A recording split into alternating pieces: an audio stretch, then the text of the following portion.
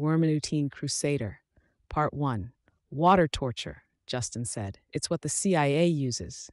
No, please, Justin shook his head. What good is begging going to do? There's hardly a point to torture if you want it. The victim can aspirate water during water torture, Dorothy commented, as though she were commenting on paint shades. But I could have been doing it wrong.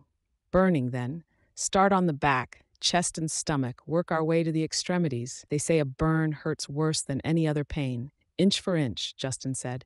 By the time we work our way to the face, the armpits, or the soles of the feet.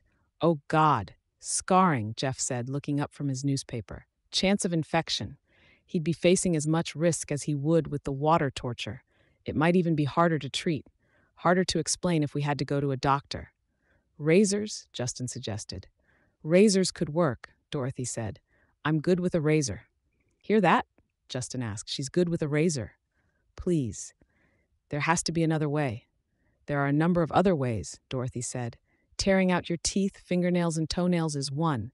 Castration, force-feeding, breaking bones, rats, flaying. I meant besides torture. Psychological methods, Justin suggested. Isolation, Dorothy offered. Sensory deprivation, intoxicants. Would you like cream in your coffee, Jeff? No, thank you, dear. The bacon is done. Why don't you two come and eat? Dorothy offered. Justin sighed. Come, Theo. The boy gave them wary looks as he stood from the armchair and crossed the length of their hotel room. Dorothy had laid out a veritable feast.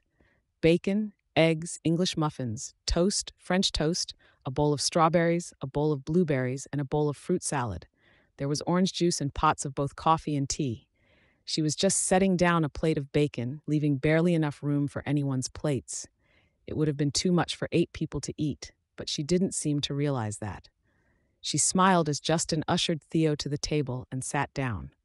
Her clothes were more fit for a job interview than for a fugitive, with a knee-length dress, heels, earrings, and makeup. Jeff, like his wife, was too well dressed for the occasion, wearing a button-up shirt beneath a tan blazer, his hair oiled and combed back neatly. They can't act, Justin thought. They follow their routines like bad actors following a script. A housewife preparing a meal for her family, the husband at the table.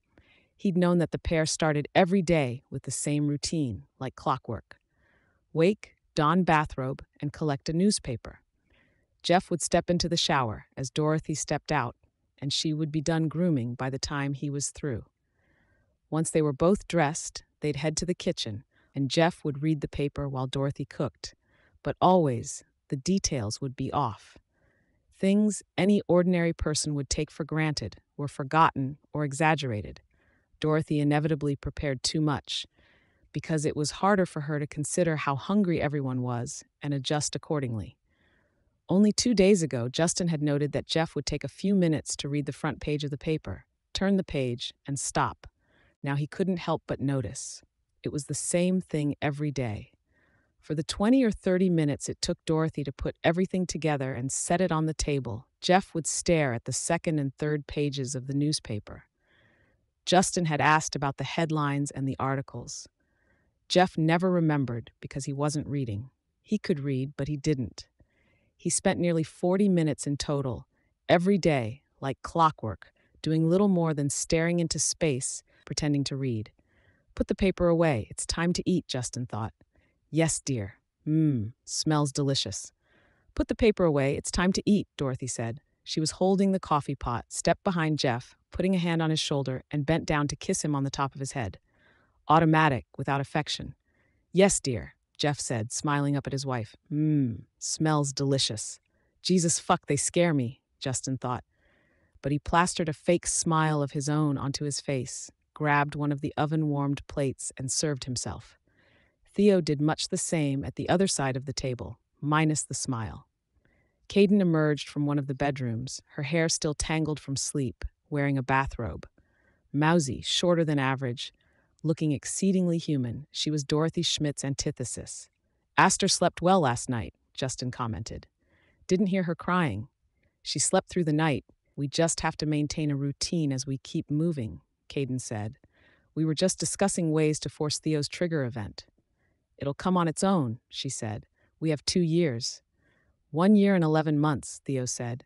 Caden glanced at him but didn't respond. It should have happened already, Justin pointed out. It's easier for children with inherited powers, and Theo's the son of Kaiser, who's the son of Allfather.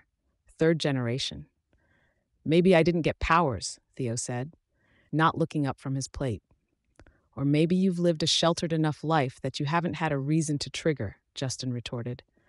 I don't want to get tortured, physically or psychologically. There has to be another way. Torture? Caden asked. It's one line of thought, Justin said, trying to mask his annoyance. He'd purposefully brought it up while Caden was out of the room. We were trying to think of methods that wouldn't leave him unable to fight Jack when the time came. No torture. Theo's right. We can find another way. Justin frowned. Every day we wait is a day we don't have for training his abilities, and he'll need all of the training he can get. Because I have to fight the Slaughterhouse 9 and Jack Slash, and he'll kill 1,000 people if I don't, Theo said. Me and Aster, too. Justin glanced at the boy, saw the white-knuckle grip he had on his knife and fork, looked at Caden, who had French toast speared on her fork, but wasn't raising it to her mouth. She stared off into space as the maple syrup slowly dripped down to the plate below. She doesn't know what to do any more than we do. You come from a good pedigree, Justin commented. Kaiser was strong enough to rule over the better part of Brockton Bay, as Allfather did before him. Which doesn't do us any good if I don't get powers, Theo mumbled. If worst comes to worst, Caden said, we fight the Slaughterhouse 9, Knight, Fogg, Crusader, and I, okay? Justin frowned, but he didn't speak. Theo voiced half the doubts that Justin was keeping silent. You didn't fight them last time. I'm not saying you were wrong to leave, but we didn't fight them then. You're right, Caden said. I'd hoped the others would stop them. The heroes, the Undersiders, Hookwolf. And they didn't, Justin said. Which means we have to assume Jack's going to follow through. That gives us a time limit. Theo needs powers, he needs training, we need to find the 9, and we need to stop them. What if we went to the Gesellschaft? Caden glanced at the other two who were sitting at the table. Dorothy and Jeff. Neither of the two had reacted to the name of the organization that had created them, or at least they hadn't reacted outwardly. I'm more concerned that they'd help the Slaughterhouse 9 if it meant killing 1,000 Americans, she said. And I'm not sure I want Theo to receive the kind of power they offer. If we contacted them through Krieg, Justin trailed off. What? Caden asked. She let her knife and fork drop to her plate with a loud clatter. You think they'd give us assistance with no strings attached? That we could call in a favor with Krieg and they'd give Theo powers without the follow-up attention? No, I suppose not. They turn people into weapons, Caden said. Then they decide where those weapons are best positioned for the cause. There's 2 good reasons why they wouldn't have given fresh orders to Knight and Fogg since the Empire collapsed. Either they can't get in touch with us. I somehow doubt that. Or Knight and Fogg are forgotten, presumed dead or ignored, Caden finished. In which case, we don't want to remind them that we're still around. I somehow doubt that as well, Justin said. They have to know we're alive. Then what? Why leave these 2 in my care? Because it serves their agenda, Justin answered. He finished off his plate, spooned some blueberries onto the side, and poured himself some orange juice. What agenda?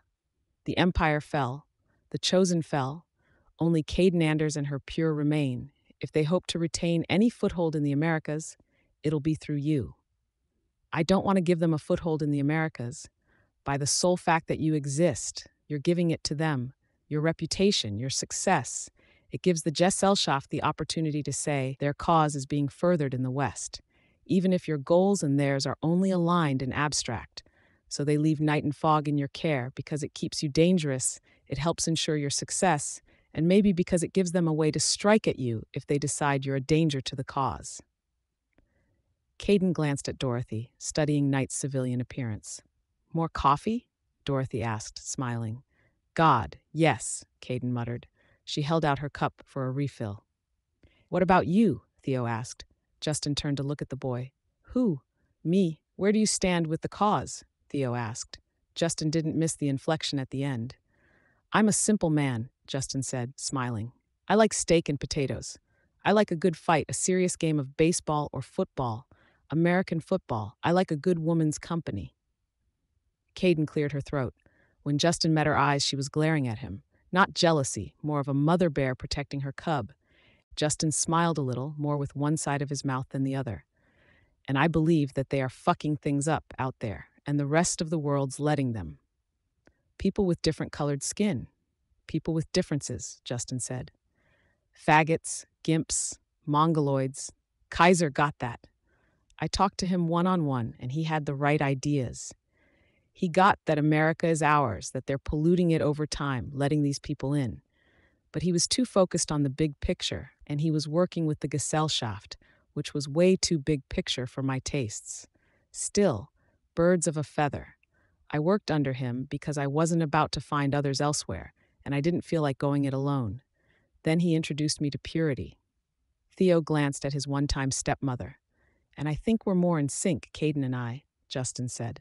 If Kaiser was the visionary, the guy on top, the guy with the dream, working to achieve something over decades, then Purity's the detective working the streets. And that's the kind of simple thinking I can get behind.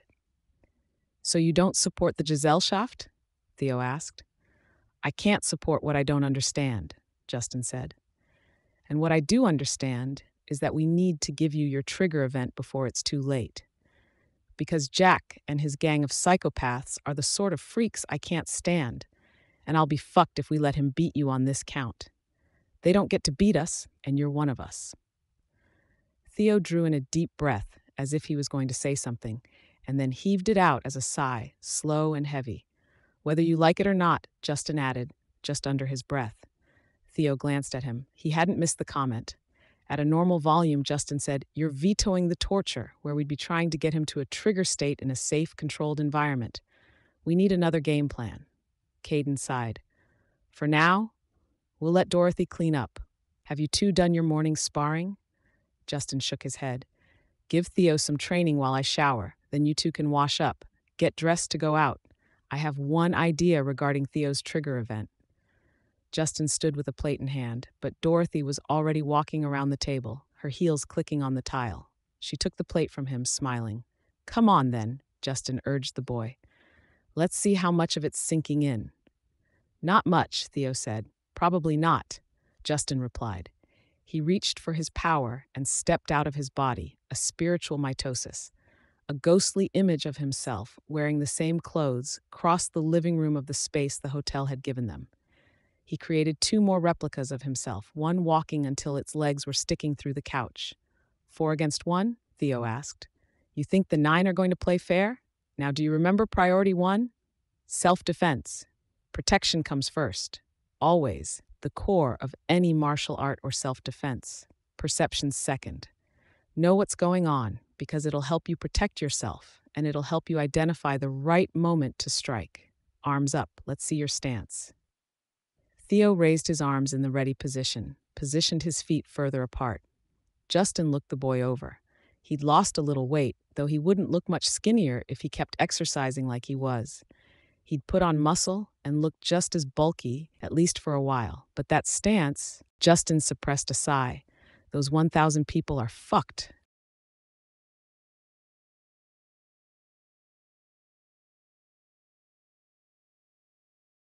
Worm Interlude 18, Crusader, Part 2. "Harvard," Justin said. "This way," Caden said. She had Aster in a harness, the baby's head resting against her chest. "You know your way around Harvard?" "Color me impressed." "I looked it up online. This way. I'd rather not spend too much time in public." Justin noted the crowd of older teenagers and 20-somethings. It was summer, but the school wasn't empty. With the warmth of summer, the students were wearing shorts and short sleeves, as well as short dresses. Justin smiled at a group of girls as they passed by. One of them looked over her shoulder at him, gave him a glance that roved from head to toe and back up again. "Justin," Caden said, raising her voice. "Coming," he said. Damn. They made their way across the campus. Dorothy and Jeff had stayed behind, leaving Caden, Justin, and Theo to carry out the errand with Aster in tow. They reached a tower, built to match the other buildings of the campus. Justin held the door for Caden and Theo, pausing to note the lettering across the entrance. Depta Parahuman Studies. Fitting. Caden's plan was clear now. They entered the elevator and Caden checked a slip of paper, hit the button for the 9th floor. She tucked it into a pocket behind Astor's back, then kissed her sleeping daughter on the forehead as the doors closed. "We should get in and out fast," Justin commented.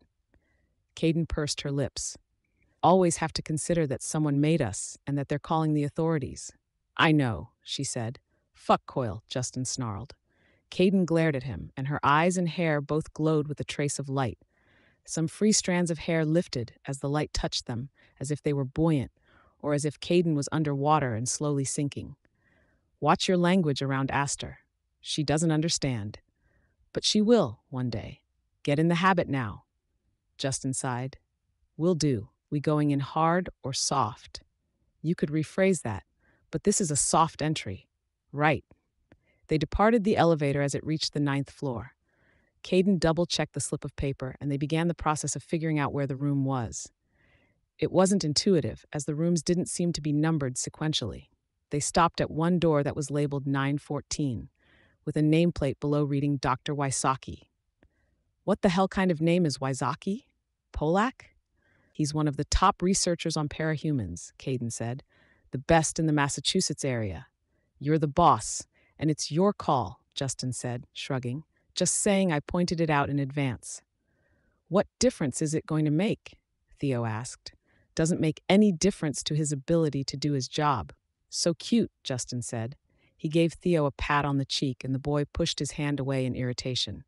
Caden knocked, and the door swung partially open. A young man, no older than 25, hopped out of his swivel chair, pulling earbuds from his ears. "Ah, hi." "We had a few questions," Caden said.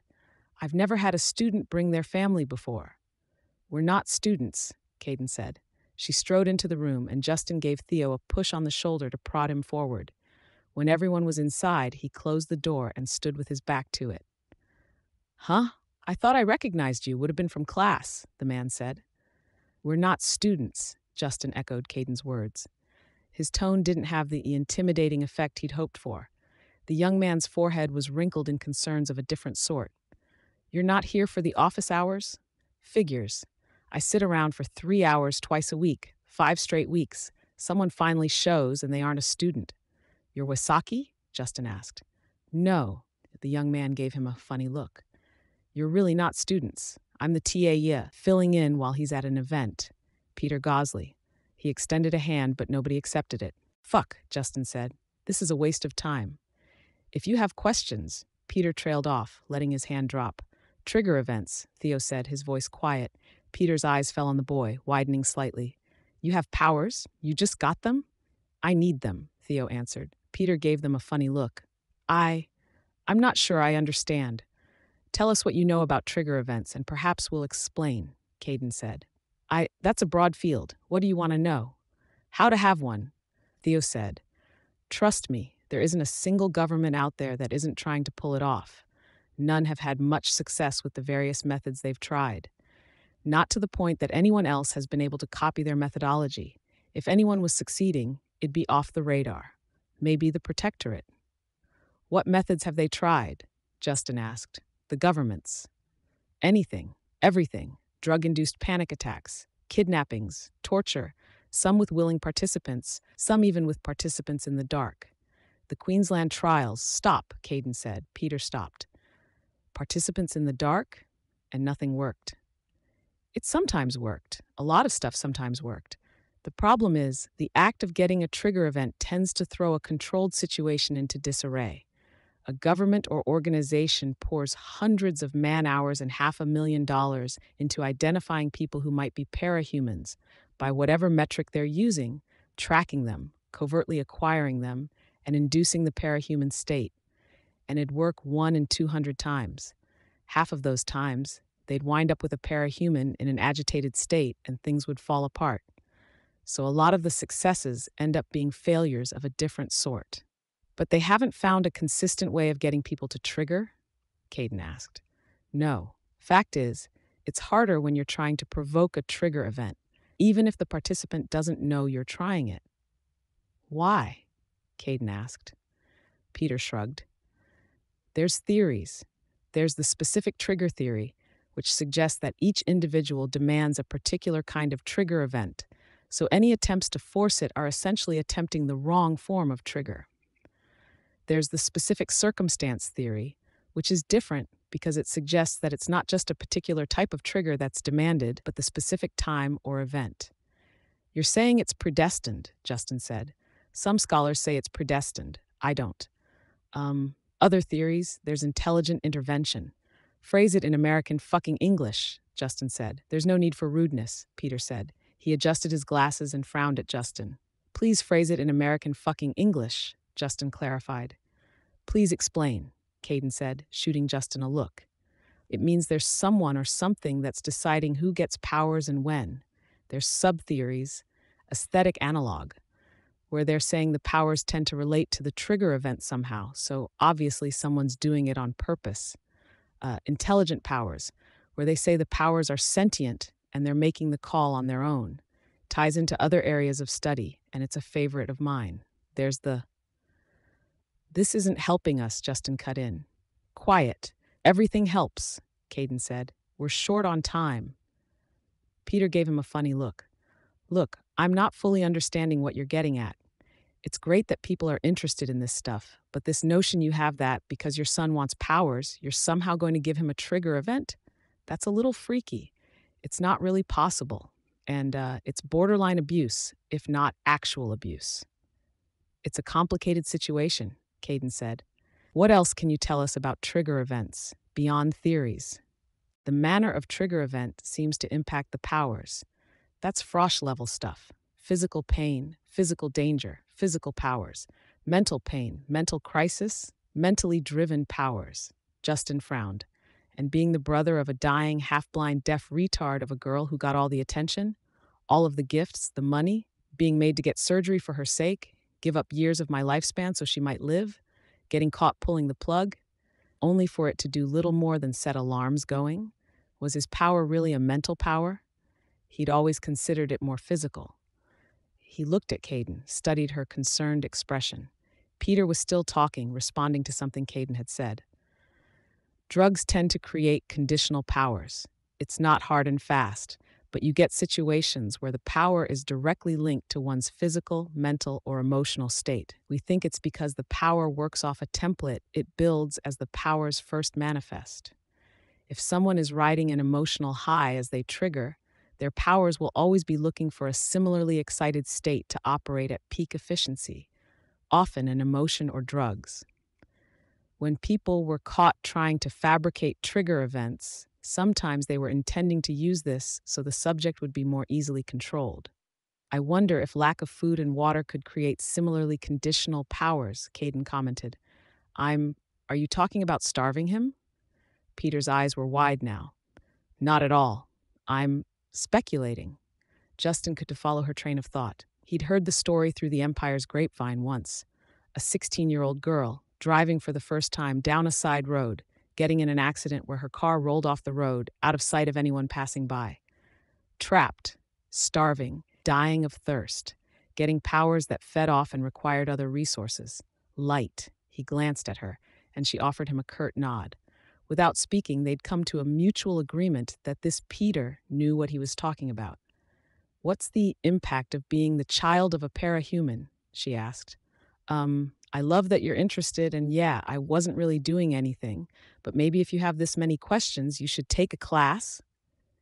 He's the son of a parahuman, Caden said, pointing at Theo. Cat's out of the bag now. No kidding? Wow. Who? Kaiser, Caden said.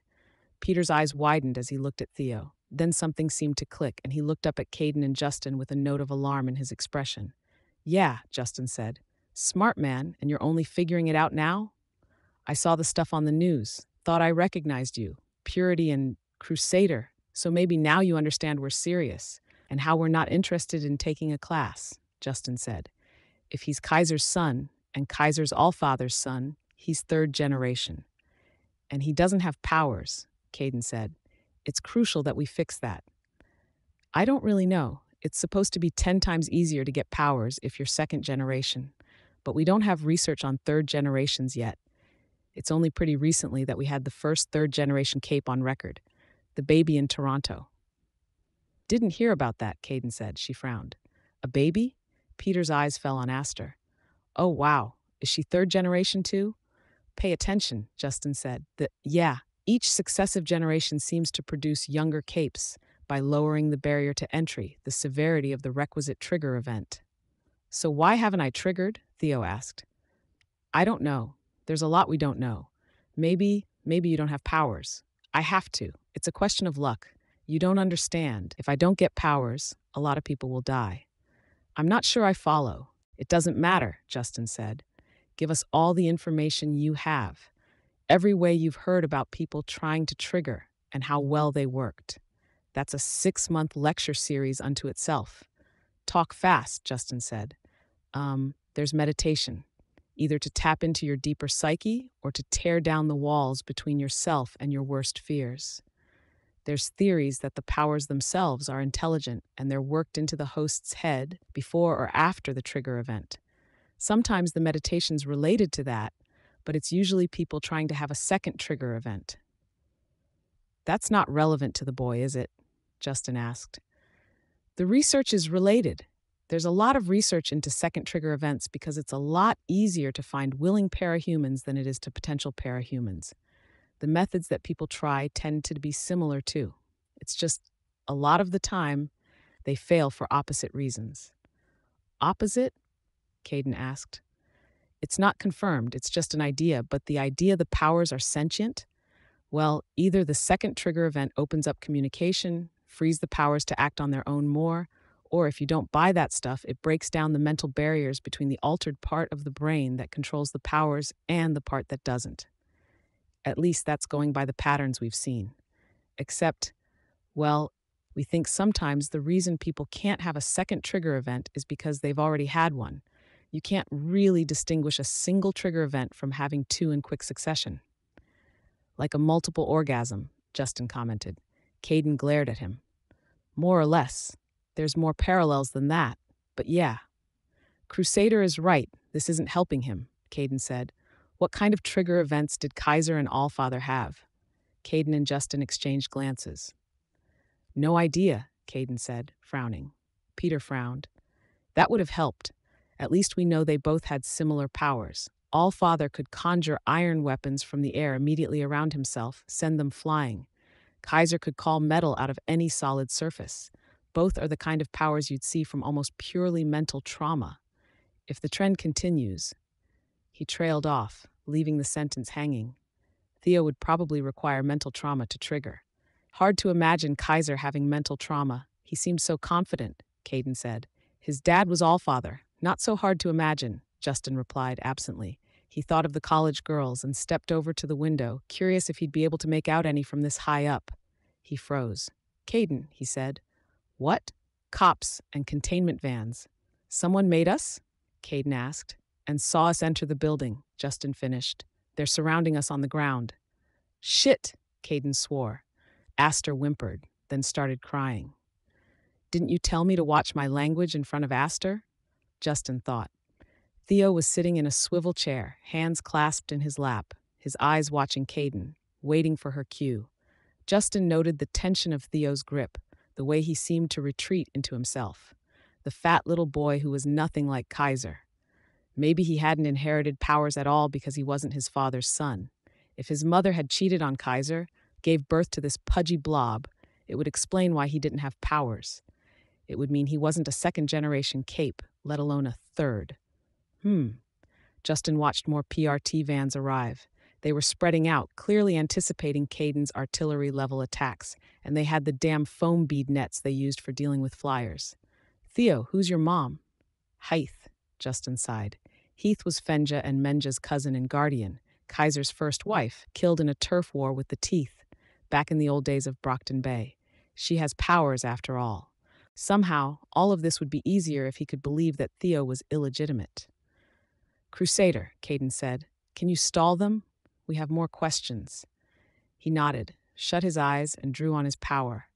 It was as simple as stepping forward while staying in the same place. A ghostly phantom appeared, followed by another and another. One headed for the elevator shaft, while the other headed for the stairwell. He directed the remainder to sink through the floor, What else can you tell us? Something we can use, Caden said. If the authorities are here, I don't know if I should say. You should, Justin said, because we'll hurt you if you don't. Don't, Theo said. Justin gave the boy his best dispassionate look. He's been helpful, Theo said. He hasn't solved your problem, Justin said. He was dimly aware of his other selves engaging with the enemy as they moved into the building. One fought them in the stairwell, immune to any strike or bullet, yet fully capable of pushing a man down the stairs into the people behind him, fully capable of strangling a man. Peter shifted positions nervously. His voice rose in pitch as he spoke. I don't know what you want. I can't give you an answer because there aren't any. Think, Justin suggested. You expect me to do in 5 minutes what the best scholars in the world haven't figured out in 30 years? Well put, Justin said. More clones were still splitting off, breaking away from himself to sink through the floor. Some had moved beyond the building to attack the men who were manning the turrets on top of the van. With luck, he and Caden would be free to fly to safety with the children. This is insane. What am I supposed to tell you? I've outlined some of the best theories we have. If it helps, Justin said, leaning towards Peter, I'm going to kill you if I don't leave here satisfied. Think about that. Caden, Theo said, you're not going to let him, are you? Crusader, Caden said. Is that really necessary? I can't even think straight under this pressure, Peter cried. I imagine you feel very similar to someone about to have a trigger event, Justin said. Maybe that will inspire something or fill in the blanks for some half-baked idea you had once. I don't. There's isolation. An isolation chamber? Justin asked. Peter shook his head. No, more basic. It's a common trend. People who have trigger events, they don't usually have a good support system. Their family, their friends, they tend to fail them or be the cause of the problem. I wrote a paper a while back about how masters tend to have loneliness as part of their trigger events, and how maybe that was why masters tend to be villains, because you need support and social pressure to be more of a good guy. My professor then, the guy who I work for now, Dr. Wysocki, he tore me to pieces. Too many other parahumans have it as part of their history. Isolation. It wasn't enough to suggest a correlation. He said you could call it a common theme for nearly all of the trigger events out there. Justin was in the middle of creating another ethereal copy of himself when he stopped. It snapped back into place. He thought back to something earlier in the day. Caden, let's go. What? I've got our answer. Let's go. Are you sure? Justin nodded. To the roof? She asked. As fast as you can move with the baby. Caden rose into the air, her hair and eyes lighting up. Come on, Theo, Justin said. I'll carry you. He spawned a ghostly replica as Caden left the office. Theo hesitated as the replica got closer. What's wrong? Justin asked. What he just said. You're going to leave me. Isolate me. Yeah, Justin said. His ghost self lunged, and Theo threw himself back with such force that he fell over in the chair. The ghost was on him in a second, pinning him down to the floor with one hand around his throat. Don't. You heard what he said. If you force it, it won't happen, Theo protested, his voice barely above a wheeze with the hold the ghost had on his neck. I'm willing to take that chance. In the worst-case scenario, you're their problem, not ours. The heroes can look after you and figure out what to do with you. Justin, Crusader! Theo managed a strangled scream, but Justin was already in the doorway, not even pausing or hesitating at his words. It won't work if you try to make it happen. Justin left Theo behind, stepped into the stairwell, noting a gap between the stairs that was big enough to fly between. He created a clone and left it overlapping his body, using its flight to lift himself into the air. Caden hadn't flown for safety yet. She was waiting on the rooftop, Aster writhing in the harness, screaming bitterly. Fly, he said. Where's Theo? Would you believe me if I said he was coming? He could see her expression shift in time with the realization. You didn't. I did, and you won't go back for him. Like hell I won't. He saved Aster when Jack was going to kill her. He might have saved me in the process. I owe him, and we're paying him back by leaving him. No, we aren't. He's one of our own, kind of. I get that. But he was never going to help the cause. The cause, Caden spat the word. Purifying the world, cutting out the rot, becoming a symbol of better things. It's not him. He's my stepson. And isn't that the problem? Remember this morning at breakfast? He was worried he wouldn't get powers, that he wouldn't be able to stop Jack. And how did you respond? You reassured him. You told him we'd fight the 9 if he couldn't. Caden only glared, eyes shining with painful brightness. When you said that, part of me, I thought we didn't fight the 9 then. How could we 2 years from now? Theo said it outright. He's sharper than he looks sometimes, sharper than he acts. But here's the thing. At the same time, a part of me felt like I'd realized something, and it took me until now to get it sorted in my head. What? You're reassuring him, when that's the last thing we want. When there's a crisis, he looks to you. The most basic requirement for a trigger event is you get to a point where you can't go anywhere. Pushed to your limit, and then pushed further. He can't get there so long as we're there as a safety net, as a support system. So we're supposed to abandon him? We just did, Crusader said. The authorities are just getting to the 9th floor now. My clones are letting him by. By the time we got there, they'd have him secured and they'd be ready to spray us with that foam.